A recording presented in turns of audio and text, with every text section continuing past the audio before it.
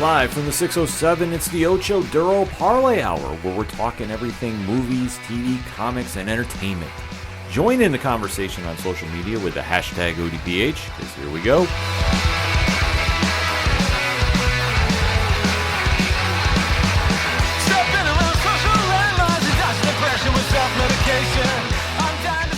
Welcome to an all-new edition of the ODPH podcast, better known as the Ocho Duro Parlay Hour. What's happening, everybody? Thank you so much for joining us this week. My name is Ken M. Joining me in studio, as always, you know him. He's the co-host. His name is Padawan J. Hello, hello, hello. Folks, we have a lot to talk about in the land of entertainment. You are tuned into the podcast that is breaking down everything that is going on in the world of movies, TV, comics, and more, and we definitely want to keep in contact with you. So make sure to swing on over to odphpodcast.com. Join in the conversation on the social media accounts. They're all right there on the front page, along with the TeePublic store link. A lot of stuff going on there, folks. I'm just saying, you want to go check it out. Also, the Patreon link. Shout out to all our amazing patrons doing big things. Got some bonus content on the way before the end of the year, so stay tuned for that. One tier, $2 a month, will get you all that you need for the ODPH. Also, check out the Parlay Points blog section. You want to talk comic reviews? We've got a lot this week that we'll be talking about a little later in the show, but you can definitely read it and make sure to take that with you when you go to the local comic shops and go get your books for the week. Also, the classified section, which has friends of the show such as 3FN Podcast and the directory, which, Pat, how many providers are we on? 114,000. Sounds about right to me, so I'm not questioning that. For anything and everything that is the ODPH, you can find it at odphpodcast.com. And always remember on social media, use the hashtag ODPHpod. Kicking off this edition of the entertainment show, we have to follow up on some late-breaking news from last week's show that definitely threw me off guard, threw Pat off guard, and we were waiting to see what was going to be the complete fallout. Now, Pat, what was that news last week? That was Wonder Woman 3 has been canceled. Yes. So the Patty Jenkins Gal Gadot project has been iced by Warner Brothers Discovery in the new incarnation of DC Films with James Gunn and Peter Safran. Mm-hmm. And that completely came out of nowhere. We hadn't heard anything about it. And it was really surprising of what was going on. And obviously, there was a lot of emotional backlash going on because Gal Gadot's portrayal of Wonder Woman has been highly successful and highly popular. The first movie came out and was a rave success. Yeah. The second one, Wonder Woman 1984, not so much. Yeah. A lot of blame, I guess you could throw to different factors going on at that time. Sure. Obviously, it was going to streaming and not the movie theaters and such and all that jazz that happened during the high prime time of COVID. Mm-hmm. So that all said, we were waiting to see what the fallout was going to be. We knew that there was a third movie in talks of being made, and it was all signs were pointing to go. And then that news broke last week that Warner Brothers Discovery and the team there had said, no, that project has been no more. And then there was just a whole slew of other ones. There was talks or there was rumors that a Batman Beyond film starring Michael Keaton in the role of Batman as like the elder statesman Batman that you know from the animated series was canned. You know, that Man of Steel 2 might be up in jeopardy. There was just a whole slew of things. And I've got an article here from The Hollywood Reporter that is dated from a week ago now, December 7th. This is written by Adam B. Very. And the article reads, quote, "Could DC be hitting the reboot button? A sequel to 2020's Wonder Woman 1984 from director Patty Jenkins is not moving forward at Warner Brothers as new DC Studios chiefs James Gunn and Peter Safran prepared to unveil their strategy next week for the future of DC adaptations to Warner Bros. Discovery CEO David Zaslav. Only Gunn and Safran know for sure what they'll be saying to Zaslav, but the presentation has the potential to mark a critical inflection point, for the company, with the very real possibility that the cinematic universe created by filmmaker Zack Snyder would reach a definitive end following the premiere of Aquaman and the Lost Kingdom in December 2023. According to a studio insider, after Jenkins submitted a treatment for the third Wonder Woman, she was informed by studio leadership that it did not mesh with Gunn and Safran's emerging plans for the DC Universe, and the studio would not make the project. Curiously, on Monday, Wonder Woman star Gal Gadot posted to social media that she was, quote, so grateful for the opportunity to play such an incredible, iconic character, and that she can't wait to share her next chapter with you, close quote, sparking widespread speculation as to what the next chapter would be. A representative for Warner Bros. Declined to comment, and a representative for Jenkins did not respond to a request for comment. Man of Steel star Henry Cavill also recently teased that he was set to reprise his performance as Superman after his brief appearance in the post-credits scene of October's Black Adam, opposite Dwayne Johnson. But now both Cavill and Johnson's future with DC is an open question, with the Hollywood Reporter story suggesting that the new DC Studios plan could kill any potential Man of Steel sequel, while the prospects of another installment of Black Adam have been harmed by the shaky financial returns at the box office. At the heart of all this, heart of it all, is the deeply fraught history of what fans have dubbed the Snyderverse, the series of DC adaptations that first launched with 2013's Man of Steel and cast Cavill, Godot, Aquaman star Jason Momoa, and The Flash star Ezra Miller as Earth's mightiest heroes. From the start, Snyder's morally gray and visually gritty approach proved divisive with DC fans and general audiences alike. Some loved it, others hated it. But while Snyder effectively exited the DC universe after 2017's Justice League, only returning for 2021's recut, Zack Snyder's Justice League, after a relentless online campaign, most of the actors Snyder cast remained in their own individual franchises. Most of those post-Snyder movies were major financial successes, but the Snyderverse has also been dogged by scandals. Ray Fisher, who played Cyborg in both Justice League films, parted ways with Warner Brothers in 2021 after waging his own relentless online campaign, alleging misconduct by previous studio leadership. And while The Flash is still scheduled to debut in June, Miller, who apologized in August to everyone that I have alarmed and upset with my past behavior after weathering a litany of misconduct and abuse allegations, is all but certain to be done with the character. There is still every chance that Cavill, Godot, Momoa, and Johnson could return to the DC fold in one way or another. They're enormously popular with stars of global appeal. Popular stars with global appeal who all seem eager to suit up again. Only Gunn and Safran know for sure, however, whether they'll get the call. Close quote. Well, I think it's kind of very telling of what it is, but I think that we also have to kind of step back as fans and see the big picture here. Yeah. Obviously, whenever there's a change at leadership for a production company, a creative team, right, whatever the case is, there's always going to be a bit of a shakeup. And I think when it revolves around DC Studios, DC Films, whatever you want to define it, the Snyderverse is one of those polarizing subjects. Yeah.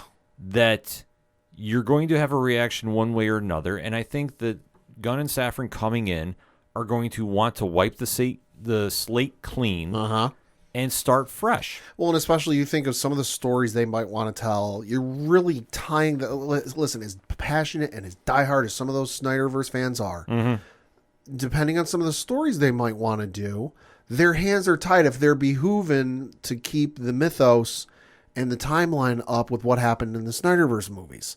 Oh, we want to do a Superman movie, but we can't really reference General Zod because he's dead. And we like to have him face off, do a true Death of Superman story, not tie any other stories into it. But hey, you know what?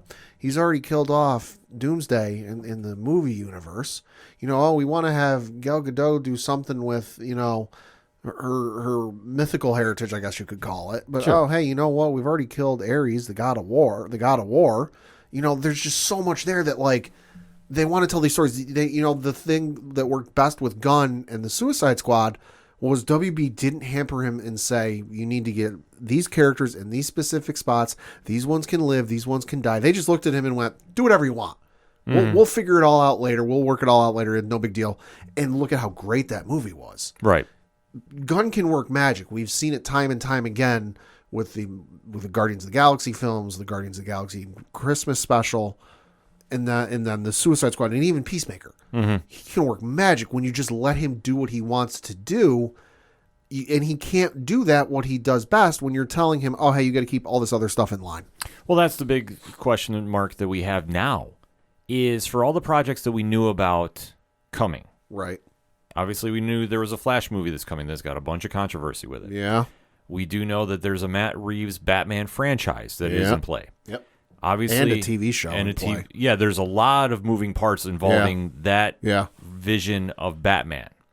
The Gal Gadot saga was going on. Yeah. Shazam and what plays out there, because Black Adam is tied in with Shazam. A lot of people don't think about that, but it's true. And Affleck too, because that stuff changes on the weekly. Mm-hmm. Oh yeah, and then you talk about the Suicide Squad, and I'm glad you brought that up because that was the test run to see what James Gunn could do in the DC universe. Oh yeah. That for Warner Brothers trying to figure out what they're going to do, because obviously at the end of the day, I mean, this is just my opinion, but I think a lot of people share this. They look at what Marvel's doing as saying, okay, how can we do this? Right. Because Marvel has set the blueprint for superhero movies. Whether you love them or hate them, they do a shared universe. They're all on the same page now, and the machine keeps rolling. Oh yeah. So that's why we live in a day and age where we have now a Werewolf by Night show, a She-Hulk show, a Moon Knight show, Hawkeye, and yet they all fit in with movie franchises such as Ant-Man and the Guardians of the Galaxy, because they have one vision going on. They know what they're doing. They're testing the waters, and they're really pushing smaller characters to the forefront. Now, DC has always lived and died by their trilogy characters. Superman, Batman, Wonder Woman. And there's no question they deserve all that praise too. Yeah. That is the backbone of the DC universe. Comics, film, TV, you name it, it is. So now what they're trying to do is say, okay, we've already done this way. Can we try going another direction? Right. And obviously that means taking a look at each product that you have coming out and saying, okay, what's going to work and what's not. And I think Gunn is smart enough to, and Safran too, is smart enough to go, okay, we definitely need to make Superman a big focal point. Right. And we're going to re-envision what we've seen now and go in a different direction. Because as great as Man of Steel was as a movie, right, there's a lot of people that hated it. Sure. For one scene in particular. Yeah. And that is the General Zod death. Yeah. Because Superman doesn't kill, even though Snyder's vision was he had to save the world. And, like you said, you can kind of talk philosophical questions with that, if you will, depending on your superhero fandom. But at the end of the day, it comes down to Gunn coming in there and saying, okay, you're going to let me run crazy with this universe. This is what I have in play for it. This is my vision. This is what I want to make happen. He's trying to test a little bit of seeing, okay, I can definitely do something here, but this universe, I don't know if I want to play with it or not just yet. Right. Let me see what else I can bring to the table. And when you can let him do that, and like you touched upon, if he can just have time to build, this will definitely benefit them in the long run. We've seen that you can take C-list characters like the Guardians of the Galaxy, and don't anybody try arguing that they were A-list before you got a hold of them. I love the comic book series, but I'll be the first one to tell you they weren't A-list. He's now made them into a monster franchise. Oh, yeah. He's taken Peacemaker, who is a throwaway character at DC, and granted, merged him with John Cena. Which helps. Which really helps. And ran with it, that now he's one of the more marketable characters that they have coming out. The Suicide Squad, which really did and didn't capture the vibe of the comics. But in his vision, it worked and was highly successful. And now we're kind of waiting to see what happens there. He has shown that he can definitely run with these characters. The question now becomes, where else is he going to kind of dabble in and really shift the attention to? Right. Superman, obviously, we know is. Wonder Woman will be one, but I'm sure that he wants to get away from anything that relates to the Snyderverse. Yeah, just because inevitably, you when you bring in the Snyderverse aspect of things, you bring in those fans that were very vocal, to get release the Snyder Cut and all that. But then you also get the folks that are just like, hi, myself, that are just so fucking tired of it. Yeah. Listen, I love Man of Steel. Man of Steel might be one of my favorite, if not my favorite, Superman movies of all time. It's in the top 3, easily. Sure. But for honestly, if I do a rewatch, I'm stopping after Man of Steel. Just because, listen, I understand the Batman vs. Superman Ultimate Cut, Extended Cut, whatever is better than the theatrical, but whatever. And Justice League, I want absolutely fucking nothing to do with, just because I still have half a dozen to a dozen hashtags on mute on Twitter because y'all are a bunch of annoying motherfuckers. And don't get me wrong, I like the standalone movies. I like Aquaman's good, Wonder Woman's good, Shazam is great, but they don't tie into the mythos at large. So it's like, okay, you can just watch them and be done. You don't really need anything after that, So I can understand him wanting to do something with these characters, but when you bring in the potential of tying it into the Snyderverse, you bring in those fans that are like, well, you got to behold it to Zack Snyder's vision. And let's face it, unless Zack Snyder is directing it, nothing is going to be good enough for those folks. And then you have the other folks, like myself, who are just so fucking tired of it and don't want to deal with it anymore that they're going to probably see and say, oh, it's tied in with the Snyderverse? Yeah, I'm out. I was trying to avoid saying Snyderverse because I know your reaction to it. And you know what? Your reaction is what a lot of fans have with that universe. And I know some people that really are diehards for the Snyderverse. And I will always say, as long as you're not being toxic, be a fan and appreciate your fandoms. But just in this scenario, James Gunn is dismantling the Snyderverse. And he's creating something new. How fitting it is DC Comics, because how many times have they reset their timeline? God, about a dozen? Yeah, at least. And now we're resetting the film timeline. Allegedly, they're going to do about 4 more times before the end of the show. Well, it definitely could happen, because the one thing that we don't know is what is the ultimate playbook here? Mm-hmm. What is the ultimate vision James Gunn has? Well, and even James Gunn has said, listen, not everyone's going to be happy, because reading from another article on Variety.com, this one dated December 8th, the article reads, quote, filmmaker James Gunn has made his first lengthy public statement about the future of DC Studios after he and producer Peter Safran took the reins of the Warner Brothers Discovery division in October.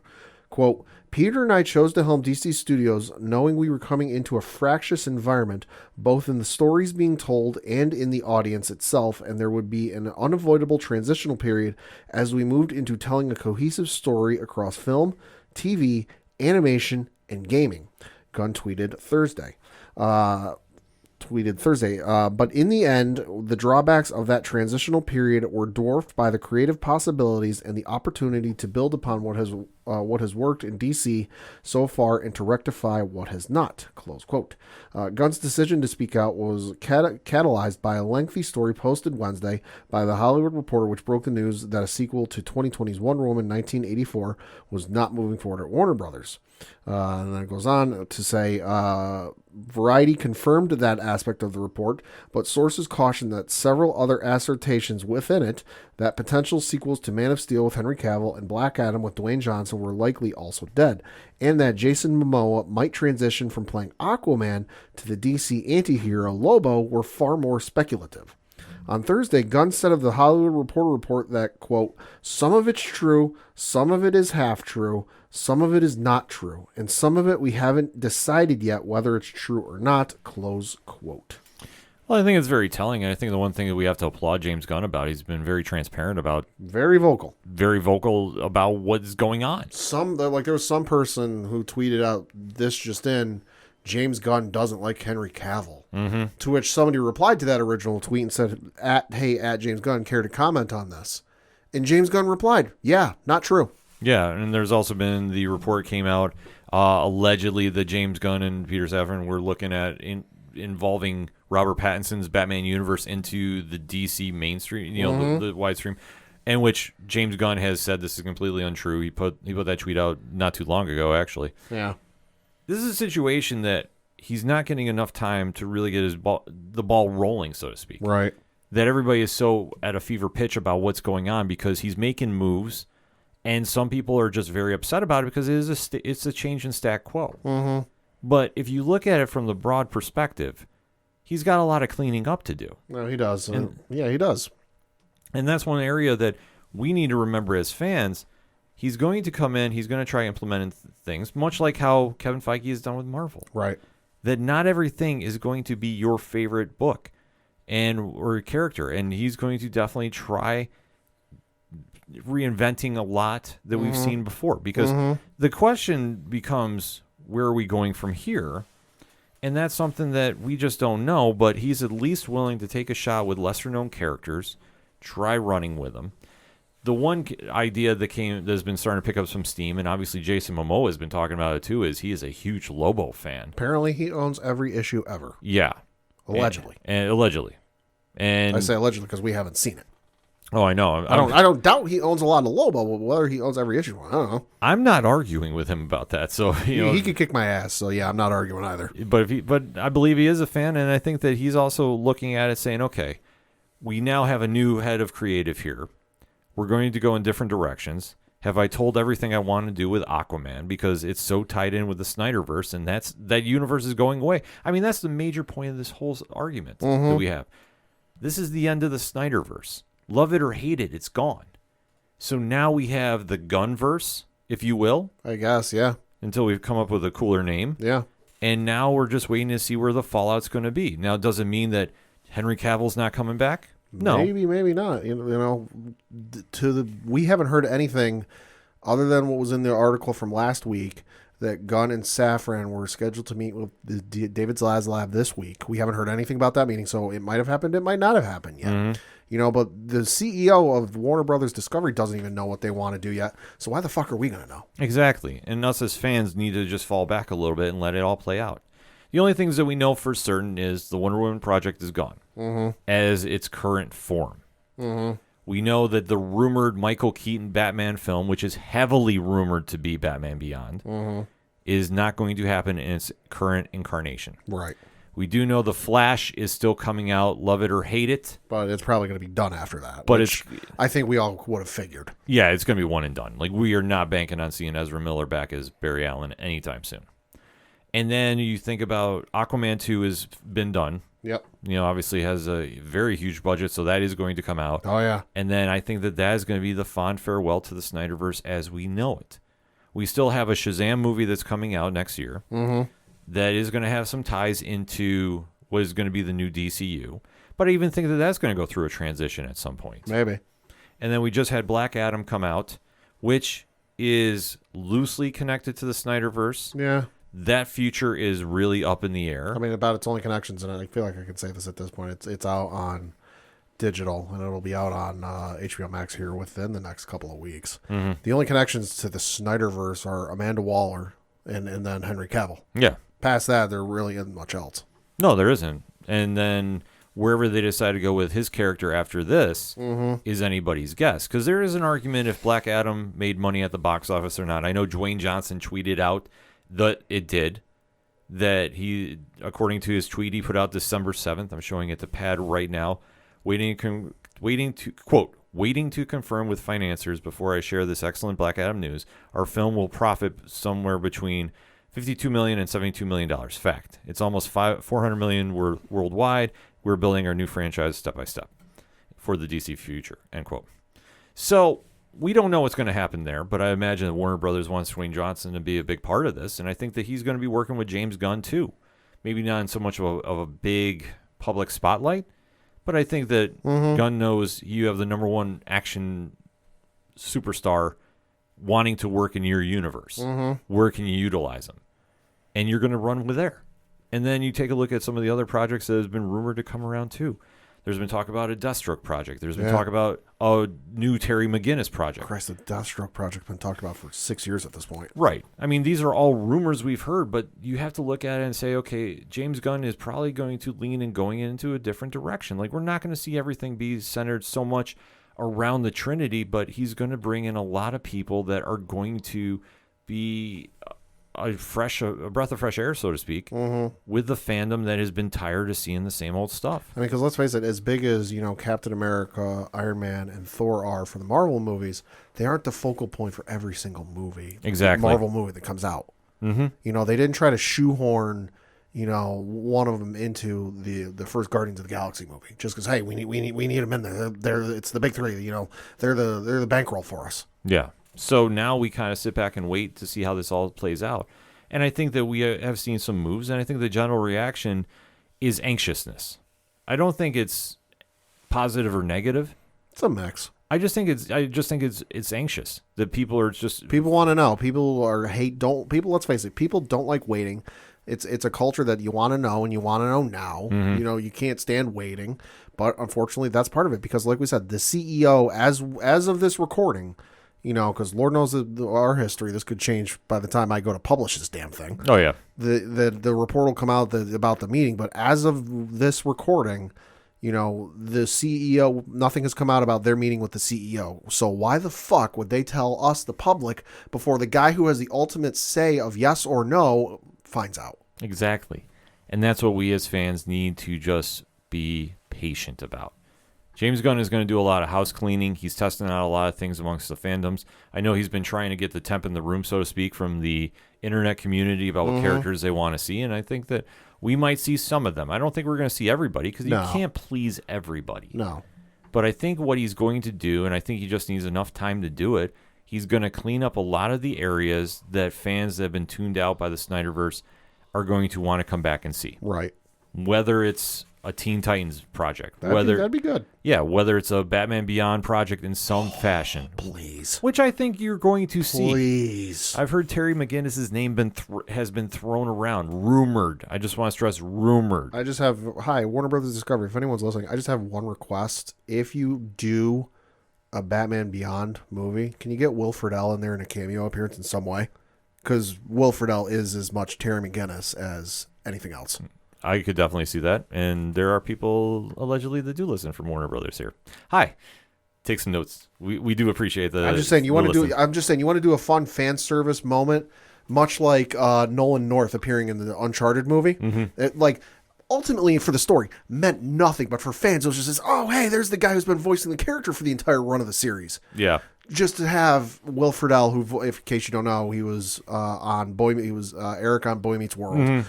He was also the voice of Terry McGinnis in Batman Beyond. Yeah. Just have him in a cameo. I'm sure they're going to work something out, and I know our fine friends over at Warner Brothers who, like I said, allegedly do hear us, so we just say, we have those ideas, and, if you take the notes for them, we always appreciate it, because we're fans too. We just want to see the best characters come to screen. We want to see those stories get told, and we want to be fans, and we really want to say it's not about Marvel versus DC. It never has been. It's about telling the best stories you can with the characters you're given. And DC has a great lineup of characters. Yeah, they do. I mean, me personally, I want to see a Nightwing movie in the worst way possible. That'd be really good. Yeah. But I don't know if that's on the playlist. I've heard rumors, maybe, maybe not. But we have to kind of wait and see what goes on from there. But it's going to be kind of really telling to see how this all plays out in the next couple months. But I know for right now, as we kind of wrap up this segment, James Gunn has been on, I want to say, the offensive a little bit. And been more forthcoming with a lot of information he doesn't have to be. Well, because I think ultimately, when you just look at how the two companies themselves have been run for the last 10, 15, 20 years, whatever it ends up being, Mm-hmm. Marvel has been very forthcoming with, and it's not exactly they're giving us full-blown plot details and story details, but every year at Comic-Con or some other convention, we're getting a timeline of, hey, here's what's coming. And now these days it's, oh, hey, here's the movies, and on the bottom of the timeline, here's the TV shows we got coming. Mm-hmm. DC would tease something and hint at something, but you'd have to watch it about 8-9 times to pick up on it. And then, oh, maybe they're going to do something, and then ultimately wait for the studio head's decision of whether they're going to go through it or not, and then find out in the press. Yeah. It's kind of been behind closed doors. So I think that's why Gunn's trying to win back, some of the fans who might be burned by that a little bit, like, well, we don't know what the fuck DC's going to do. He's like, well, listen, you're going to find out, and I'm going to be a little more forthcoming about it. Yeah, and I do applaud him for that. He doesn't have to. But I really think that he's so passionate about this, he wants to get the fans back. And that's great. And I'm actually excited for what they're going to do. I don't need to know everything right away. I just need to know there's a plan in place. And James Gunn has said that. Some of the moves I'm not going to like. But then again, there's some moves at Marvel that I don't like either. And I still go and watch and I still support. Because you know what? I'm a fan at the end of the day. And that's all we need to be. And now we just got to sit back and wait to see how this all unfolds. I'm excited for the future of WB and DC, more so than I thought I was going to be. And obviously, that was a lot of shock value that he decided to cancel the project. But it's not to say the character is gone or we're not going to see Gal Gadot back as Wonder Woman. It just might be in a different interpretation. It might just be in a situation where the story was not something that he liked and Peter Safran liked. But it's not to say that they can't get a better story than what they had. And one that they think is going to fit more so into their vision. I mean, I'm just going on fan speculation here. Yeah. But I have full trust that they're going to turn the ship around. They're going to get us excited about movies again for the DC characters. And it's going to be a win-win because at the end of the day, it's for the fans. And if we don't like it, we're not going to show up and see them. And that's the biggest telling point that they'll be able to understand. But we have to give James Gunn and company time to do it in.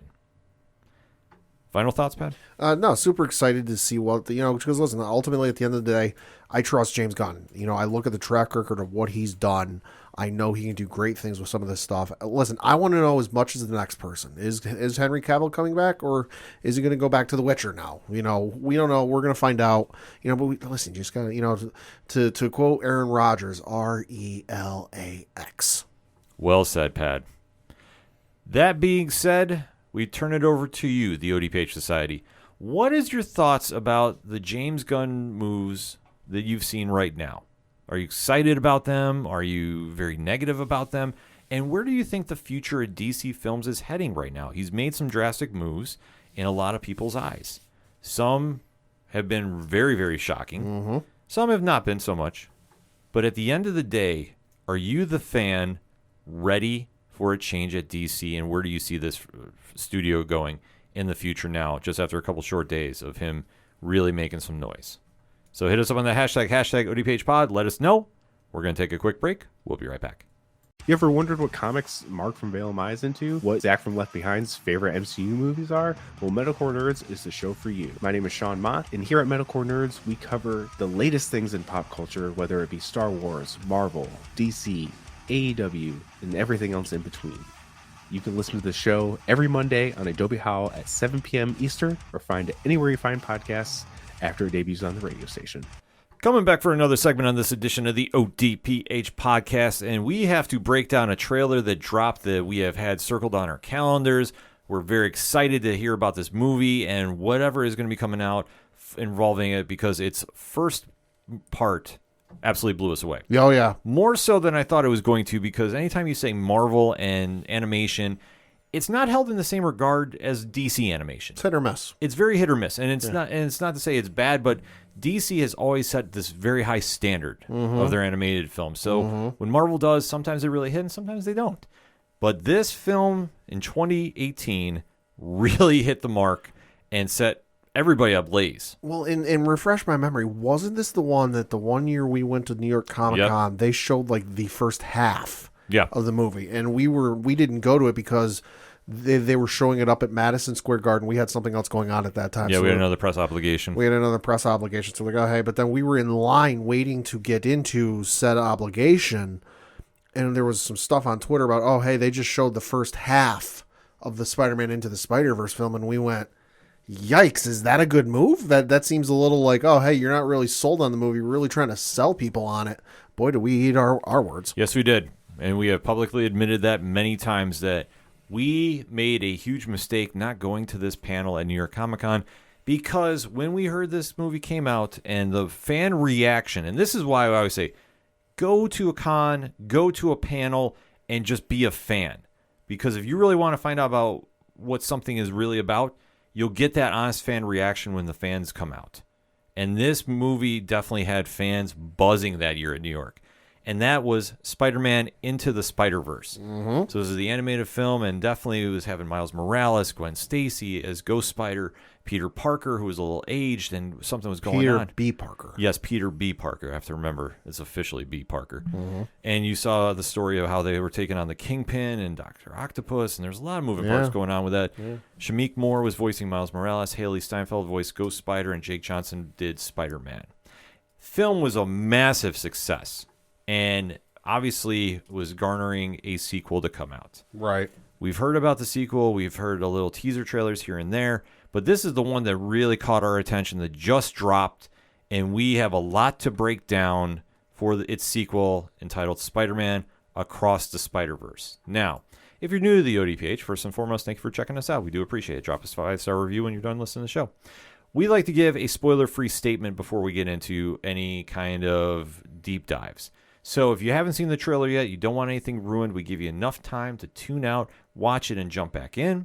Otherwise, stay through the countdown, and then you can join in the conversation and definitely have a deeper appreciation for what's going on here. Also, in the show notes, if you don't want to listen to this, there will be a timestamp of when you can jump to skip this timestamp. Don't worry, I specifically put it at a time where we are done talking about anything, and there's no possibility that you're going to get spoiled. Yeah, Pad goes the extra mile for it, so you definitely want to hit him up on Twitter at Meslin and say thank you.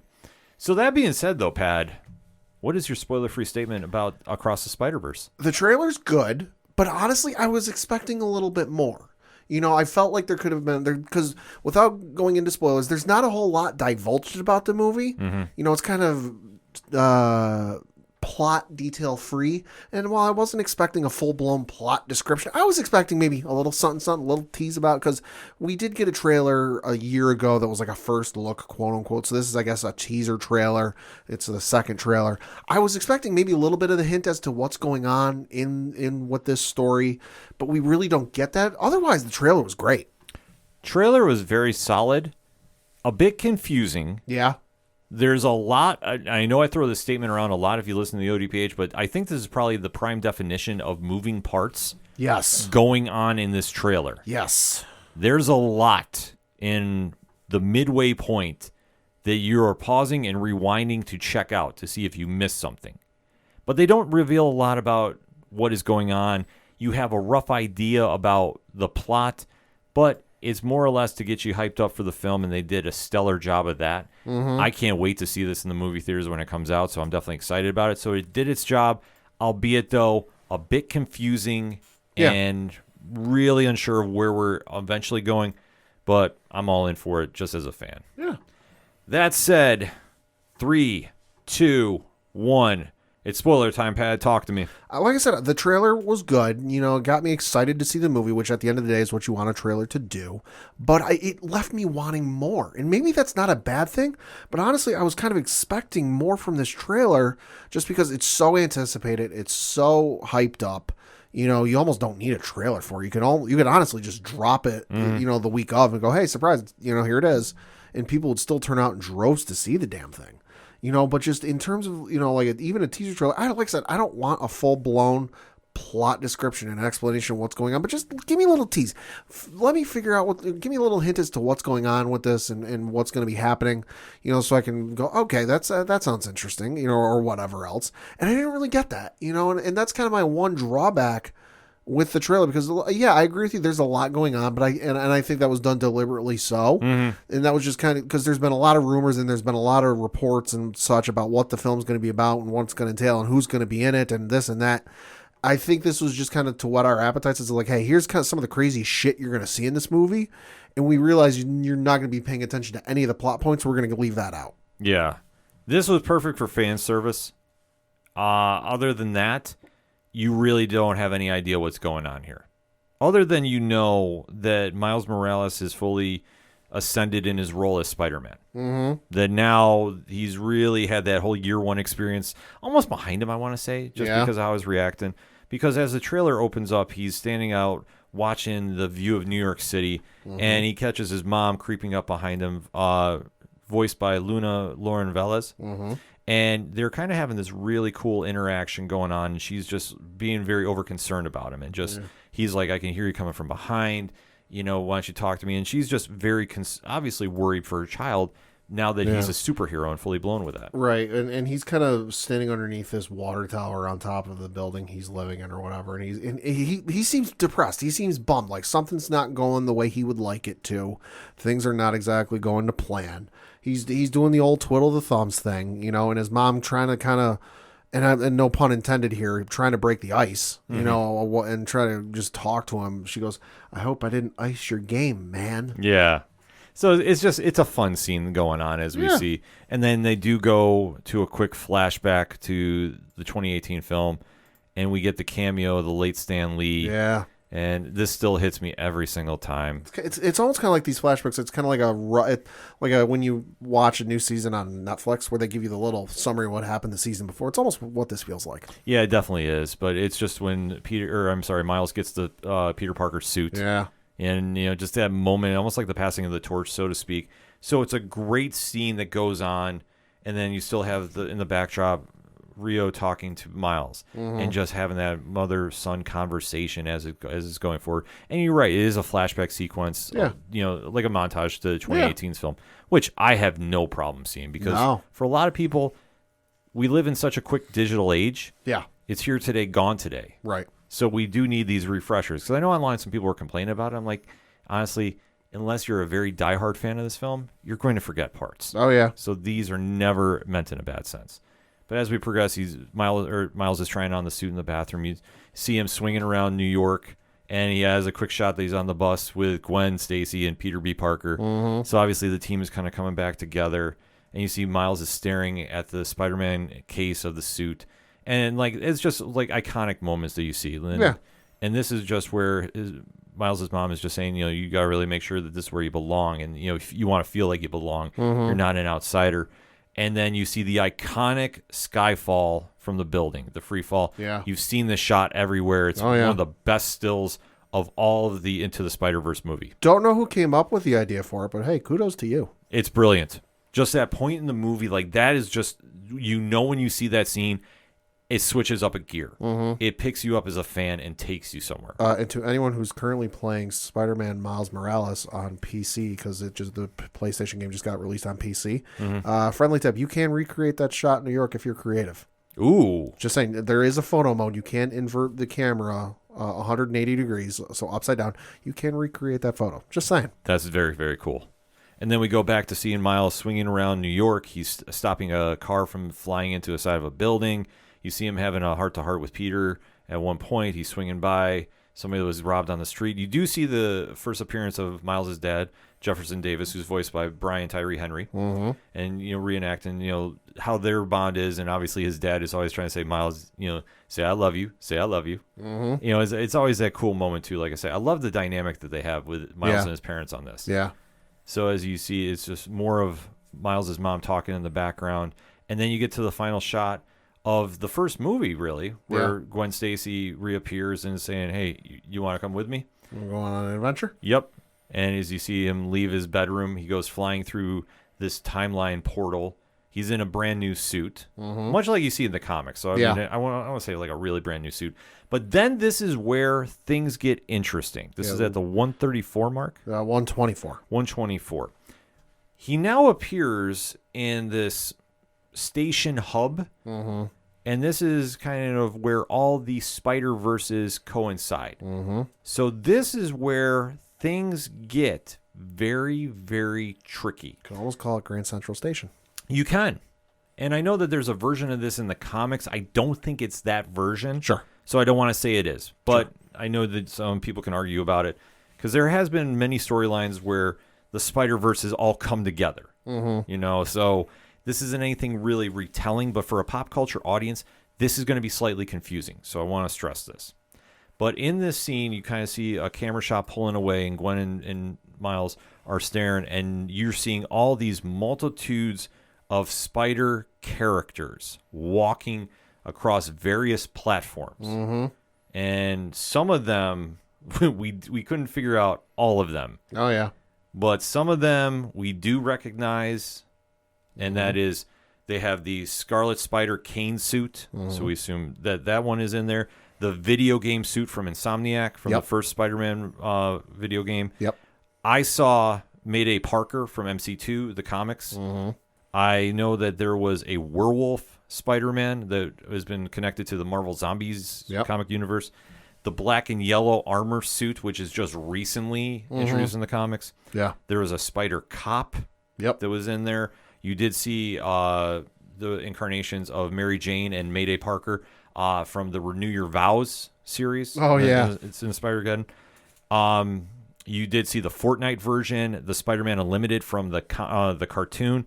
The armored one, which I remember from Web of Spider-Man 100, I want to say. Okay. It's been a while. It's that silver one that goes on there. Oh, yeah. Yeah. So, I know when I saw it, I was kind of freaking out about it, because I'm like, they are deep diving into some costumes here. There's also multiple Spider characters that have suits that are very familiar to Gwen Stacy's, Peter Parker's, and even Miles too. But the colors are different, so I'm not sure what they're supposed to represent, so I don't want to speculate and say, oh, yeah, it's this person, because it might not be. We did see that there's a manga Spider-Man that's in there. And, Pat, what run is he doing? He's doing the Naruto run, or the Shinobi run that you see in the Naruto show. Yeah. Love it. Yeah, I know. The minute you saw that, I'm like, oh, he's going to be marking out about that. And so we are seeing a lot of Spider characters in there. I know that there was one in there. I was like, why? And that is the Baghead Spider-Man one, where he wears the paper bag over his head. It ties back to the Fantastic Four. I call it the Baghead. I know that there is a proper term for it. I think it was like I can't even remember, because I just block it out. I can't stand that character. I'm with Ron from 3FN. I know they were talking about this as well. Not my favorite incarnation of Spider-Man. Right. It's fun nostalgia. Sure. But it's not like anything that was really rememberable. It's like it's a throwaway skin on a video game. That's the easiest way to describe it. However, though, I did catch the Future Foundation Spider-Man suit. I am banking that I saw that there, along with the 6-arm Spider-Man that you see from when he was trying to get rid of his powers and grew 4 other arms. So that said, you see all these through this movie or through this trailer. They will stand out. They're fun Easter eggs. Yeah. Now, how much they play into the movie is a different story. We'll see. I was going to say, I definitely will. I know that, obviously, if you see Ben Reilly in there, it could be messy. And For you. Oh, yeah. And I'm already guaranteeing this. I didn't see it in the trailer. The Spider-Man hoodie, Ben Reilly is going to be there. The original Spider-Man where he just cut off the sleeves to his hoodie and had the red jumpsuit. I guarantee you we're seeing him in there. Oh, you're going to throw something. I'm just going to kind of just like roll my eyes because I'm preparing for it because the minute I saw the bag head, I'm like, they're going to go everywhere. Mm-hmm. We're going to have literally every single Spider-Man that they can think of come into play here. Right. Like, I'm not doubting Spider-Ham comes back. Obviously, we'll see some of the classics show up too. But the minute I saw that, I'm like, oh, they're going to go reaching. Like, we're going to see some real absurd ones here too. Oh, yeah, probably. Because if you haven't taken that deep dive into the comics, there's a lot of really weird Spider-Man versions, to say the least. I believe the Captain Universe one was there too. So, like, you're going to kind of just really dance around the good, bad, and the of the Spider-Verse. And I'm here for it, though, because I understand why. So when I see Ben Reilly, I'm not going to get super mad. I'll probably be clenching my fist and, like, squeezing it and just going, growling a little bit. But I'm fully prepared for this. But going back to the trailer, I digress. There's a lot to break down there, and you do see that Peter B. Parker has reappeared. Yep. And he's wearing a bathrobe and what looks like a baby holder. Yeah. Like a harness. I mean. Yeah, like you see the parents wear when they're out and about with their toddler or baby. Yes. So we're assuming that he might be introducing a very young Mayday Parker into the film. We do see what I'm guaranteed is going to be an iconic shot coming from this movie of Miles and Gwen sitting upside down. Yep. And just kind of seeing the skyline of New York City. So I imagine that's going to play out in some kind of major factor here that they're going to show that. So probably. All right. Then we go to the next scene. And we do see the first shot of Issa Rae's Spider-Woman. So this is a version of Jessica Drew. Yeah. And we see her come riding in on a motorcycle. She's wearing the classic Jessica Drew costume of the red and yellow. Yeah. And she's running literally over a version of the Vulture. Looks like a Sandman version, too, because, like, there's no color to it. It's all sort of, like, brown. Yes. There's no gray, there's no green, there's no whatever. It's just all brown, like this sandy brown. Mm-hmm. So, yeah, that's one thing that you're seeing in the scene, too. And in this movie, completely, you're going to see a lot of variants of characters you already know. Right. The Jessica Drew that we're seeing on screen is a variant of the one that we know from the 616 universe. The same thing with the Vulture. Mm-hmm. So we don't know exactly. There's supposed to be an amalgam of Sandman and Vulture. He does look very, very odd, though. Yeah, he does. Like more like Raptor from G.I. Joe. Oh, okay. That's the way I took it. And then we do see that there is a familiar face that a lot of Spider-Man fans know. Mm-hmm. And that is who, Pad? Spider-Man 2099. Yes, Miguel O'Hara, who is voiced by Oscar Isaac. So we are going to see him, and he is being portrayed as the big protagonist here. Mm-hmm. So this is definitely going to play into a factor. He's the only one we haven't seen a variant of yet. Dude is broad-shouldered as fuck. Well, that's also how they also played into the Kingpin. Okay. The animation style, they kind of made some characters, and I don't know if this is supposed to be meant as a ploy for the villains of the show, or the movie, rather. Right. They're supposed to be larger than life. Well, this isn't even just larger than life. This, like, Spider-Man 2099 is fucking jacked. Mm-hmm. Yeah, Like, this man don't quit any workout day. Well, I think that's something they do with the villains of the films. Like, we saw this with Kingpin. Right. The animation was way over the top. That was one of the things I hated about the first movie, is it was so over the top that I was like, okay, if you're really trying to establish him as a quote-unquote threat, it's not coming across that way. It's just looking like this is not matching up. With the Spider-Man 2099, maybe that's something they're doing the villains to really establish that they're like a true threat. Maybe. But as we know with Miguel O'Hara, he's not really like that in the comics. So to see what he's being forced to do here, or being more, his causes of action, is still very interesting to see. So we'll have to wait and see how it plays out, but obviously that's a big deal. And then we get a shot of our trio of heroes standing in the center. What looks like a grid is forming for the multiverse. Well, it's not a grid. It's a spider web, if you will. Yes, well played. So we are seeing how everything's all connected, much like everything in Marvel. And then there's a quick shot of Miles with his mom talking as well, and she's saying, you make sure you promise me that somebody will look out. Keep driving that point home. Like, make sure that you have somebody looking out for you, and then you'll still always be who you're supposed to be. Take care of that little boy as it gets uttered over and over there. Yeah. And then you do see that all the spider characters are attacking Miles and Gwen. And we don't exactly know why. We just see that Miles is running for his life or swinging for his life, and everybody is coming after him. You're seeing more Spider-Men that we've already mentioned coming after him. Yep. And nobody knows why. And then you see Gwen is saying we're supposed to be the good guys, and Miguel O'Hara says we are, and then slams Miles Morales into the bridge, and that's how the trailer ends. So a lot going on here. Yeah. But I will say I liked what I saw as far as fan service goes. Issa Rae as Jessica Drew I thought looked really good, especially the different version of her that we know from the comics. I thought that the Easter eggs they put in for the most part are very interesting. I don't know how many are going to be exactly throwaway. I don't care about Baghead Spider-Man, though. Oh, stop lying. Nah, I'm definitely out on that one. But, it ties into the history of the characters. Like I say, you see a lot of different versions of this to really connect the point that there is a Spider-Verse. Yeah. As much as we hate talking about the multiverse, there's a Spider-Verse, and it definitely stands out for that. Pad, your thoughts? No, the trailer looked really good. I'm excited to see it. Just wish I could have found out a little bit more about the trailer, about the plot. That's my only drawback. Yeah, I agree with you, too, because we didn't see the Spot, who has been announced as the villain for this movie, and I believe the sequel coming after this as well.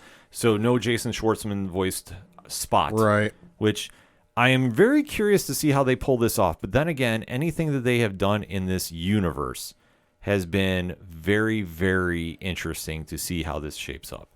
That this franchise has definitely stepped into the right direction. They've really elevated the status of Marvel animation. And this film is one to keep an eye on for 2023. I know we're going to be there first night watching this. And we definitely have a lot to discuss about in the meantime. So definitely hit us up on that hashtag ODPH pod. What is your thoughts about the trailer, the real trailer, I should say, for Spider-Man Across the Spider-Verse? Did you love it? Did you hate it? And why? Let's talk. We're going to take a quick break. We'll be right back. Ooh, I've been dying to try this place. Oh my god, me too. I've heard such good things about it. Welcome to the Crime Diner. I'm Cindy. I'll be cooking for you this evening. Here are your menus. Ooh, what are you thinking about getting? I don't know, murder with a side of cannibalism? What about you? Ooh, that sounds good. I'm torn between historical mayhem and the social injustice, maybe? Oh. I just want to let you know that each episode comes with dinner, dessert, and a specialty drink chosen by yours truly. Wine Dine and Storytime has had a makeover, and we invite you to slide into the booth with us at the Crime Diner, where each week we will discuss a crime over dinner, drinks, and dessert. See you there!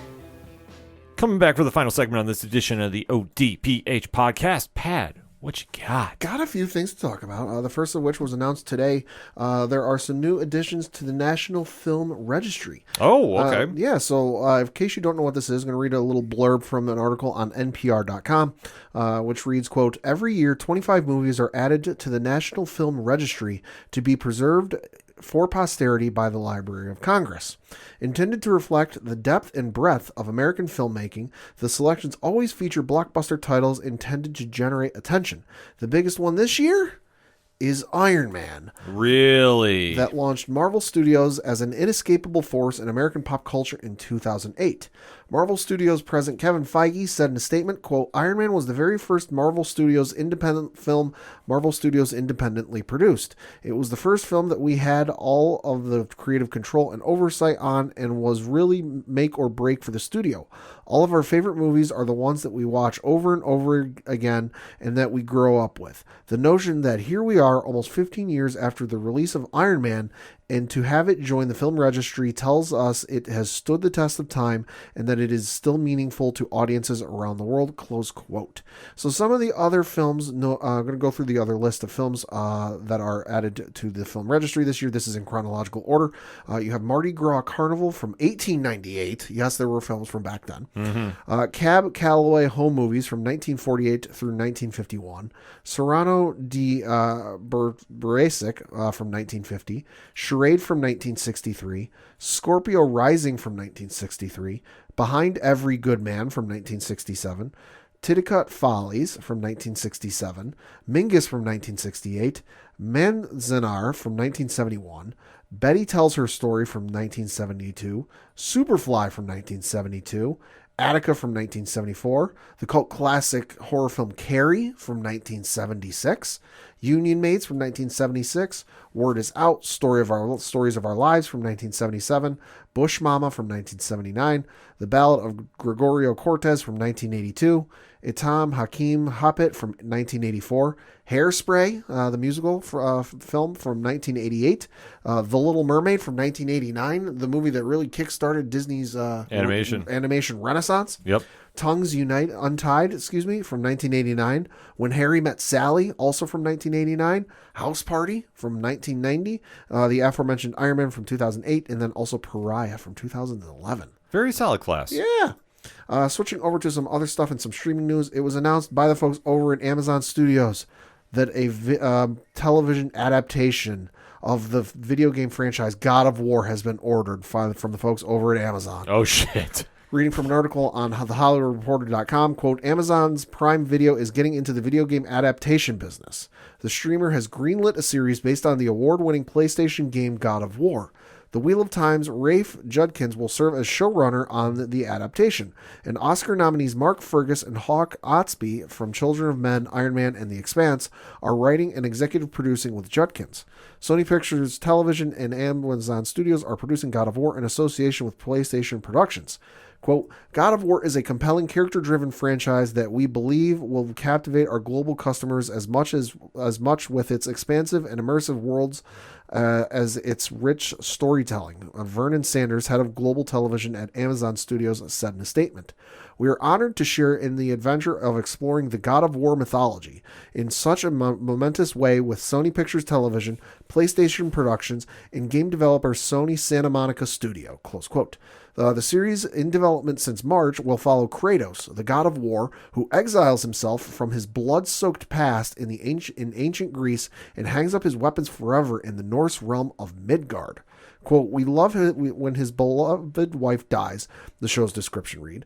Kratos sets off on a dangerous journey with his estranged son to spread her ashes from the highest peaks. His wife's final wish, Kratos soon realizes the journey is an epic quest in disguise, one which will test the bonds between father and son and force Kratos to battle new gods and monsters for the fate of the world, close quote.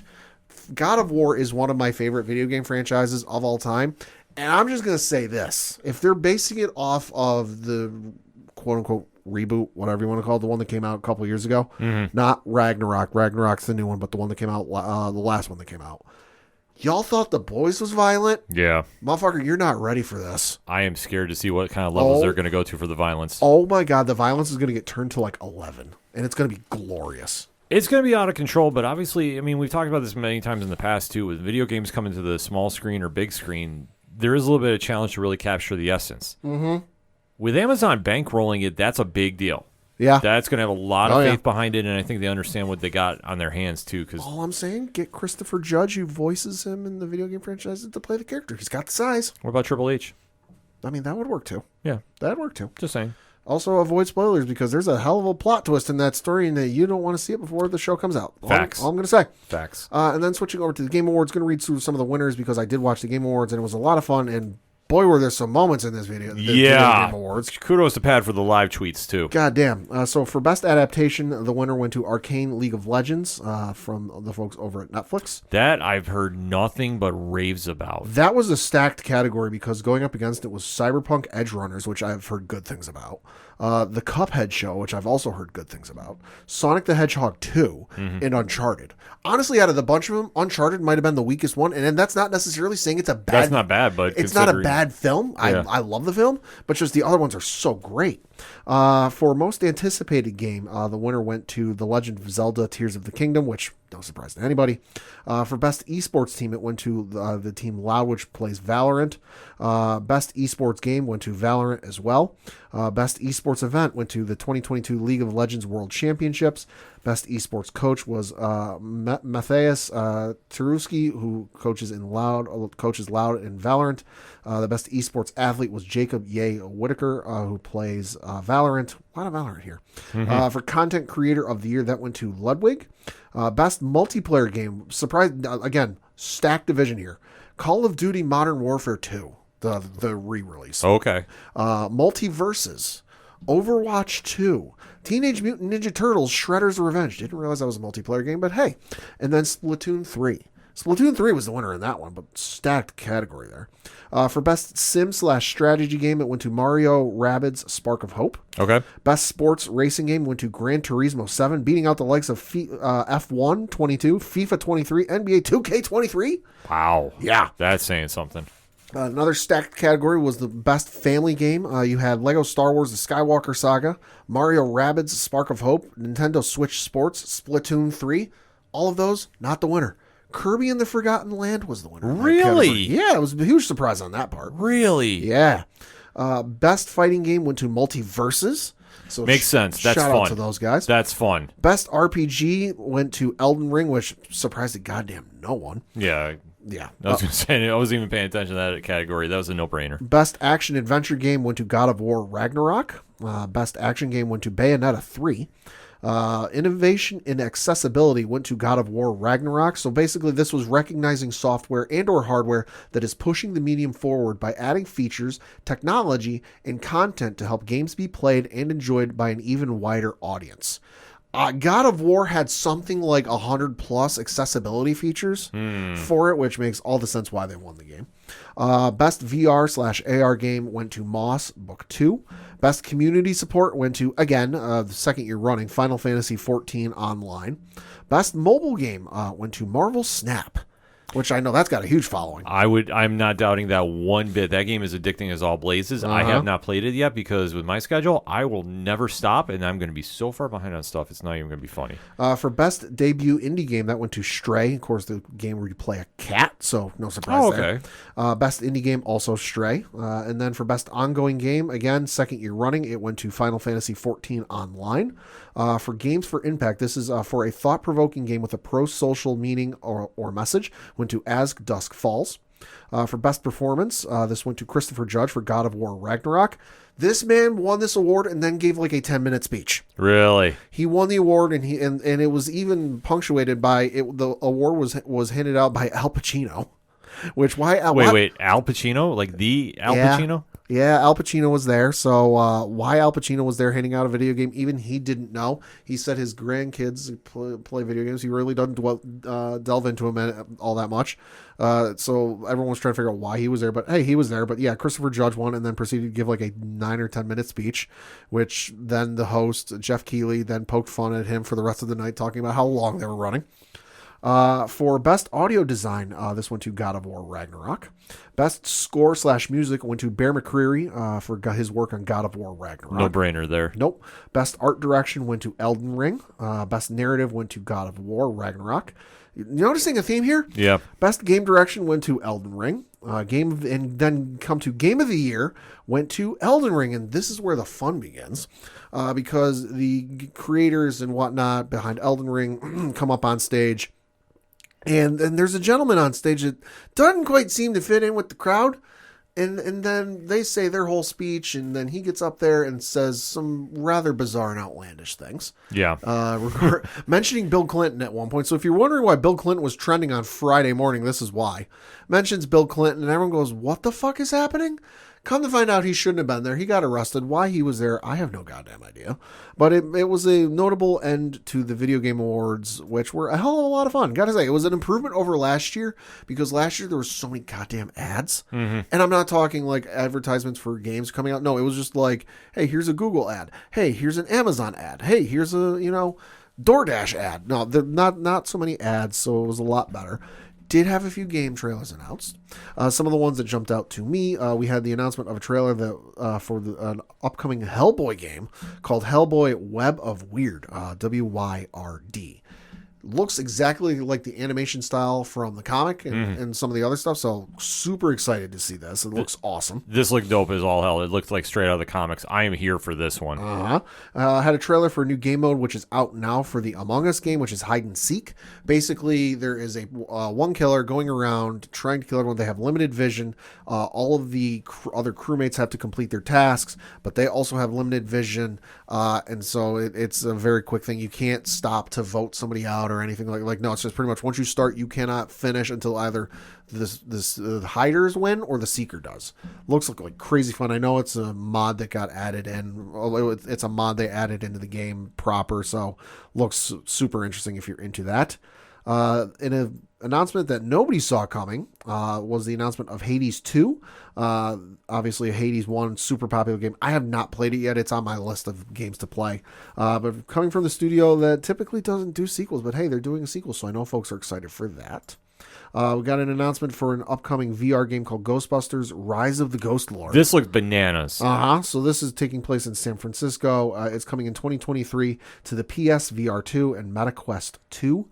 It's Ghostbusters VR. I mean, how can you go wrong? Oh, somebody's going to get hurt walking around their house. Probably. Like, it's going to happen. Probably. Like, this game looked great. Don't get me wrong, but I'm watching this going like, oh, if we ever bought this and did like a 607 podcast night, like it just got out of control. Probably.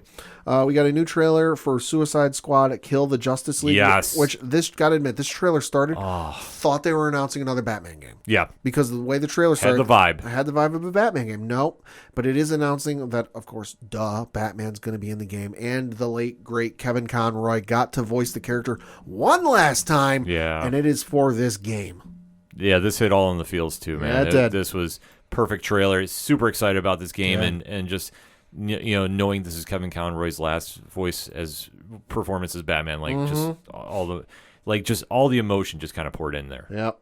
And then coming out some point soon, it just says, there's no release date for it, is a game called Wishlist, which is coming from, it's developed by Ghost Story Games. It's a studio led by Ken Levine.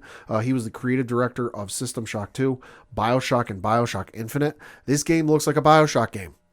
Super weird. Straight up, it looked like BioShock. It's got that same art animation style. It's going to be coming out on PlayStation 5 at some point. The trailer looked good, though. I mean, if you're a fan of BioShock games, I think you'll be a fan of this one, but definitely give the trailer a look.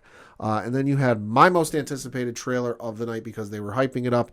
You have the trailer and gameplay trailer. It was all in the same trailer for Star Wars Jedi Survivor coming out in March.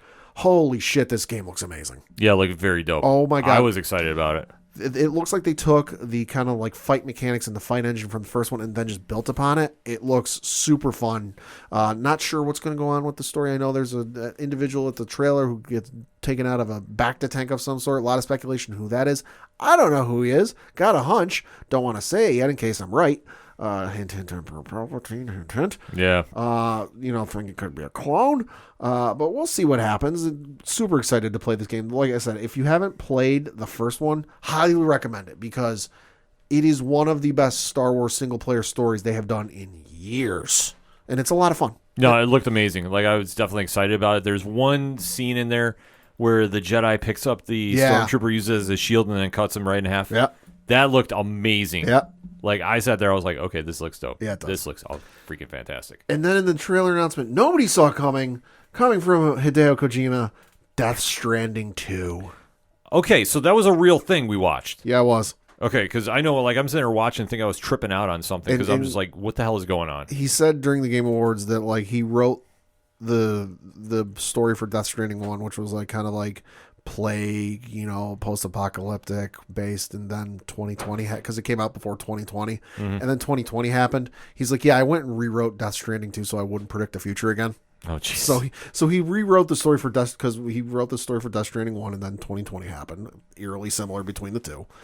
And he's like, yeah, I didn't want to predict the future again, so I rewrote Death Stranding 2. Norman Reedus, again, in this game. This game does have a rather stacked lineup when it comes to folks in this, because Norman Reedus is returning. Léa Seydoux is in this. You might know her from the most two recent James Bond films.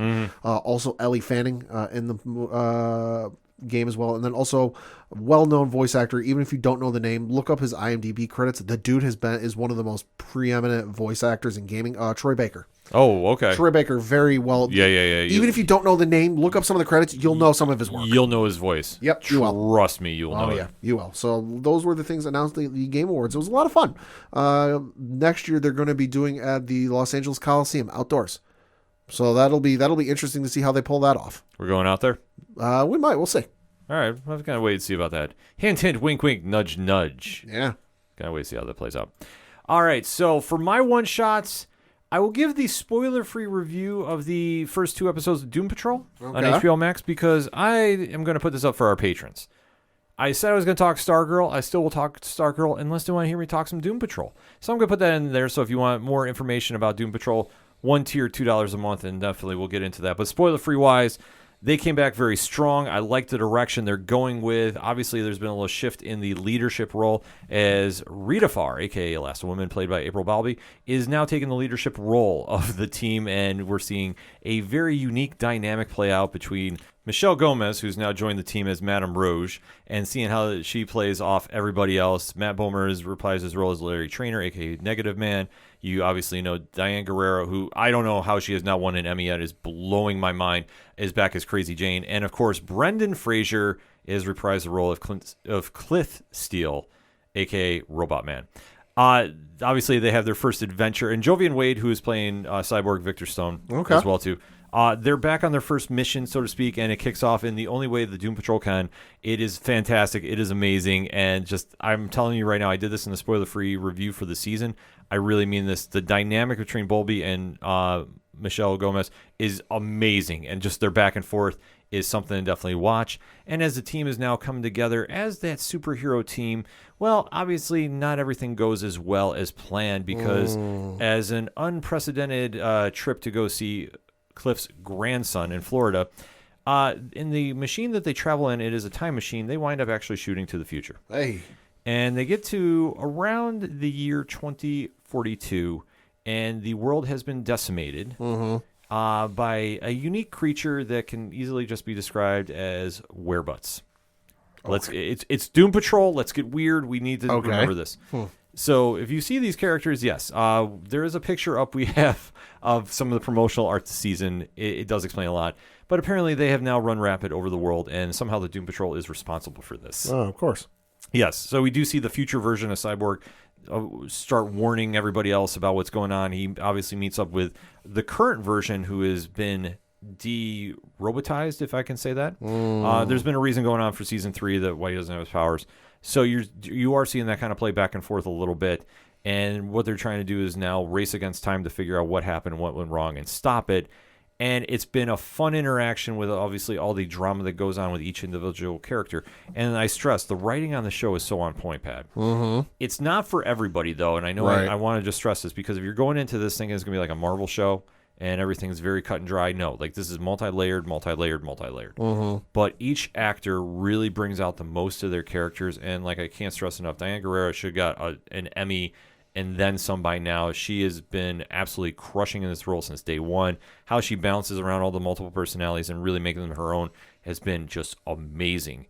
And then even Brendan Fraser coming into his own with the new stat quo that he has being Robot Man has been a great thing to watch too. And Matt Bomer obviously has got a lot going on being Negative Man. And just how they all mix together has been great. But I think this is the season that we're going to see a real breakout for Jovian Wade. And I'm super excited for that, because I think he does a great job as Cyborg. I love his interpretation. The only thing I have to say negative, if I have to say anything negative, is we don't have this in the comics as much right now. But they're coming with a brand new Doom Patrol in March. Okay. So I'd love to see them add Cyborg to the team. I don't think it's going to happen. But obviously, things are picking up at a fast pace. You're seeing a little more dynamics about what causes the impending doom and how Mortis is coming. Is it Kang? No, but it's but just to stress, they have their own problems coming, and they're gonna have to deal with them. And it's just been such a fun ride for 2 episodes in now. Obviously, episode 3 is coming out this week, so can't talk about it on here. But let me just say this: if you're not watching Doom Patrol on HBO Max, you need to start. It has been nothing short of lights out. And I will just start doing a little deeper dive on the Patreon if that's what they want, or if they want me to talk Stargirl this week. That's going to be this month. That's going to be the question I'm going to post as soon as we get done recording. Now, we have to swing by the comic shop. Pad. Yeah. This is a freaking insane week. Okay. I think we set the record for reviews for ODPH podcast. Ooh. For doing them. Okay. So, kicking off the lineup, Comixology Originals definitely had a stacked lineup. Census number 4, Mark Bernardin, Adam Freeman, Sebastian Perez continue on the story of everybody's favorite lovable loser working for the Census Bureau, investigating the paranormal and the supernatural. Fantastic issue. They really are hitting their stride. I believe next issue is the last one. It is a limited series, but I would not mind seeing this come back if there's some way. They do a phenomenal job with this book. I love it. It's just a great balance of humor and heart. And I think that this issue is a great read. And then where they're going for the finale, man, is anybody's guess. I cannot wait to see it. And I would honestly say this. I would not doubt this actually gets picked up for a TV show. Maybe. There's like with how they've done each book, and each book is a solo series, but it connects with a thread, like with a villain. Yeah. Or I shouldn't say villain, but an antagonist. It really plays into each other. And it really, you can see the growth in the characters, and it's just been fun. Like, that's the easiest way to describe it.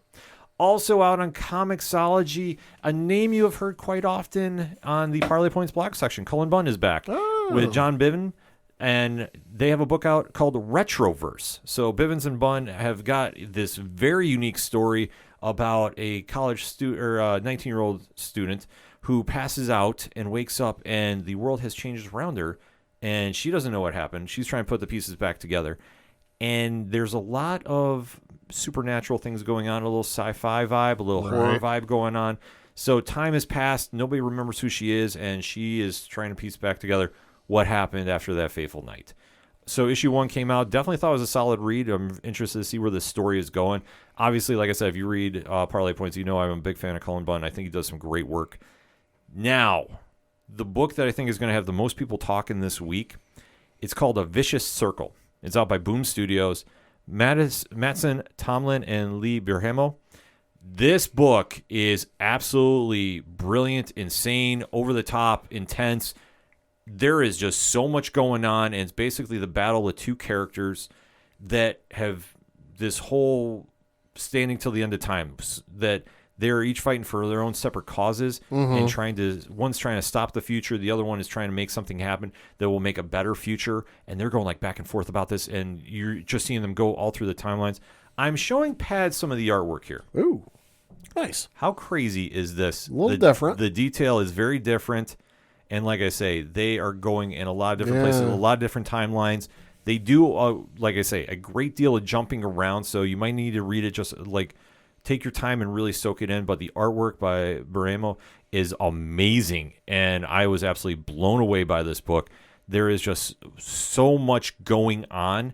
And we've just scratched the surface of this. And I'm going to say, like, this pair is almost like the fight forever that we talk about with wrestling. But they're going to be going in some different directions. And, and I tell you what, this was a fantastic book to pick up. Visually intense. Storyline was amazing too. Like I say, you really think you know what's going on, and then they throw some curveballs at you, and you're obviously siding with the main protagonist, and that is Sean Thacker, and just what he's doing and what he's willing to do to prevent the future, and just they have the whole hashtags going too, which I thought Boom is doing a great job with the social media promotion for it, right? Because there's the hashtag You Stole My Future and hashtag We're the Only Cure. Ooh, like they're really playing this, you know. I don't want to say spy versus spy because that's not the right terminology, but it's almost like those enemies that fight forever. Oh, yeah. So it plays in that aspect. I thought the book was awesome, though, so I definitely give it a very, very high recommendation. Obviously, if we're talking Boom Studios, I think they've been doing an amazing job talking horror comics. Okay. And there's Specs number 2 just came out. David Booher and Chris Sheehan have put together this retro vibe horror story of 2 friends who find magic glasses that you always remember from seeing like the 70s comics. Like if you mail in the corner, you get sent one with like five proofs of purchase, Pad. Yeah. You know, stuff like that. Yeah. So they do find these old comics in the 1980s, And they notice this and they say, oh, like, wouldn't this be cool to get this? They don't mail anything in, whatever. And then next day, the glasses appear at one of the characters' front doors. So they start doing wishes. And when they have a bully confront them, one of them wishes the bully to go away. And he does. But nobody knows what happened to this person. This issue picks up and really is driving up the emotional drama. Is building the tension. I thought Poover did just a fantastic job about setting the pace for it. The artwork on this is very throwback, but it's awesome. Sheehan does amazing stuff. Yeah. So like I say, I thought this book is excellent. No sophomore slump here. They really delivered a great issue. And if you haven't seen the first issue, like, seriously, it is worth picking up. Something special is going on with this book, and you definitely don't want to miss it. And one of my favorite books of 2022 came back in a big way, and that is Grimm #6. Oh. Stephanie Phillips and Flavino's amazing story is back for part 2. The trade paperback is out today as well. So if you're not familiar with this, you need to go get it. From top to bottom, story-wise, artwork, just how they're the presentation itself. This book is something special. Right. And I fully think everybody needs to go out and go buy this. I know it's been getting a lot of high praise, as it should. It is a great read. I dig it. And I am super stoked to see what happens with Jessica Harrow and the new stat quo that is established. Because 1 through 5 was absolutely crazy, and 6 looks like it's picking up right where it left off. Introducing some new characters to the mix and kind of seeing where we're going. But I'm definitely all in about this book. I think you should go check it out. From Image Comics, Radiant Black #20. Kyle Higgins, Marcelo Costa, and the team have absolutely put together. Pad, I'm just showing you the alternative cover. Oh, that's nice. That's one big giant robot. Yeah. So that's the Bruno Oliveira cover. And yeah, it's the Radiants are taking on a giant goddamn robot. Let's go. Let's go. Can't go wrong with that. No, it's a very solid issue, top to bottom, that you know from the Massiverse family. They're doing big things. And I know if you go over to Image Comics too, they are definitely featuring in the news articles situation that there was a very cool party for the Radiant Pink release. And we talked about that last week on Parlay Points. So you definitely go check the imagecomics.com and go check that out. Phenomenal stuff going on there. And Image also had 2 other books that I didn't get a chance to fully do a deep dive on. Hell to Pay #2 and Nightclub #1. Definitely hearing a lot of good things about it. I'm checking it out after the show. So definitely have a lot more to say about that on social media over the weekend. And then closing out the picks for this week. Like I said, it was a lot, but there was so much good stuff at the shops. Can't stress enough. From DC and Image, Batman, Spawn. Well, actually, it's from DC, I should say, but Okay. But you think it's a crossover event. Obviously, Todd McFarlane, Greg Capullo. What else do I need to say about this book that Not hasn't been much. said? So obviously, you want to go check that one out. I know, like I said, I can't stress enough. This one has got a ton of hype behind it, so you definitely want to have your radars out for this at the shops. And then from Marvel Comics, Savage Avengers #8, David Pepos, Carlo Magno, really doing some wild things in 2099.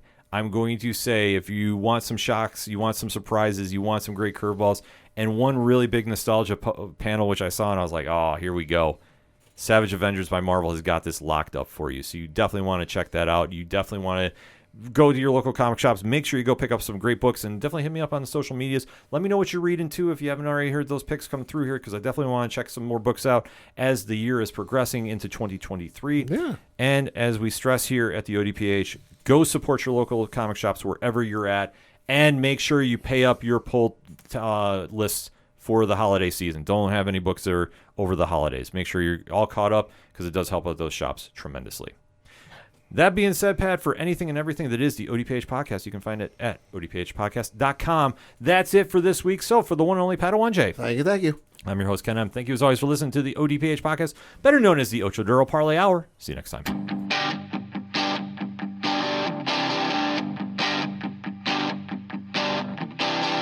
This is Tom from Tom Joe Lou, This is Matt from Sideroom Sounds. and you're listening to ODPH Podcast.